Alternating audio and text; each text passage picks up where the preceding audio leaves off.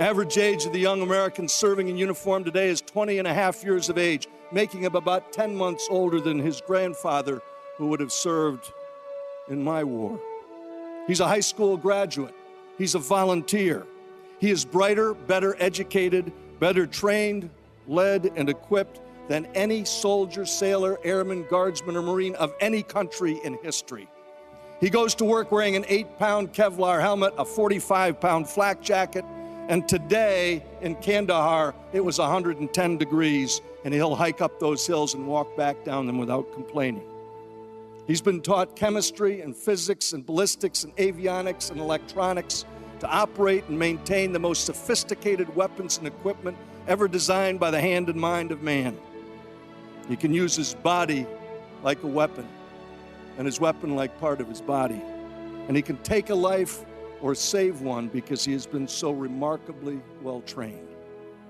The images of the young Marines and soldiers and sailors and airmen going to Bible studies and religious services aren't staged. They're all real.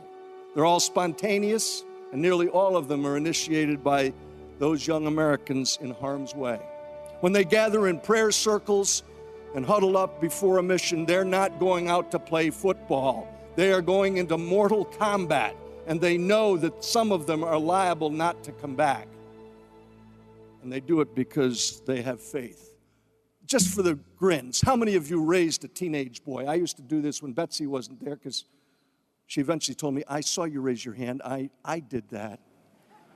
Think about getting a teenage boy to clean up his own room, do his own laundry, fix his own meals, clean up everything without a size 10 in the backside. And yet that same youngster today washes and mends his own clothing, feeds himself, takes care of cleaning his weapon, cleaning himself. He's totally self-sufficient. The kid who once wouldn't share a candy bar with his little brother now gives away his last drop of water to a wounded comrade, his only MRE to a hungry Afghan kid, and splits his ammo with a mate in a firefight. I always save this one for last when I'm explaining it to young people about who they are, because so few of them know the truth of these youngsters. This is a frame taken from my footage on the 6th of April, 2003. Baghdad is the smoke pall you see in the background. The Marine unit I'm with embedded is the van, the lead element of the attack on the eastern corridor. We're about 15 miles outside of Baghdad, and a Republican Guards regiment ambushes this Marine rifle company. They spin their Humvees around, and there is a gunfight that occurs between this regiment and this rifle company.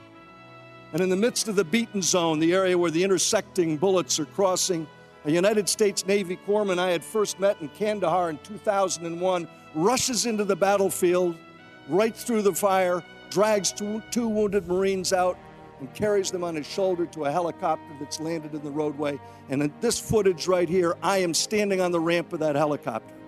And this corpsman, who's rushed now twice before and brought these two wounded back, now has a third one. And off to the right-hand side, as you look at the screen, a Reuters news crew sets up their tripod, and they're videotaping him going in and out. And as this guy staggers back into the gunfight, one of them shouts out, "Hey, mate, what did you do that for? Didn't you notice?" In other words, you stupid American.